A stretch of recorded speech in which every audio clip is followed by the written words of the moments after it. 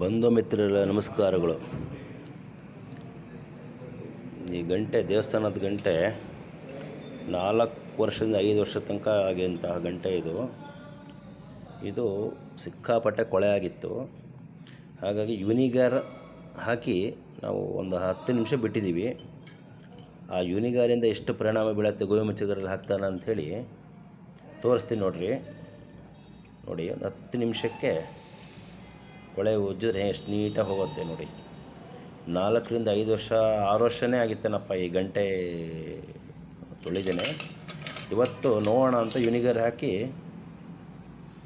Use ಮಾಡ್ತಾಯಿದ್ದೀವಿ ನೋಡಿ. ಎಷ್ಟು ನೀಟಾಗಿ ಕೊಳೆ ಬಿಟ್ಕೊತಾ ಇದೆ.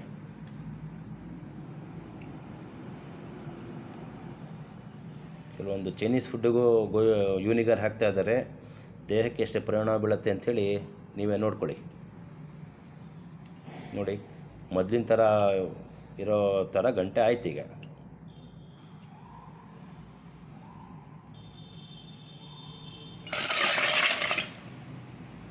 ನೋಡಿ ಹೆಂಗಾಯ್ತು ಈಗ. ಹೆಂಗಿದ್ದಿದ್ದು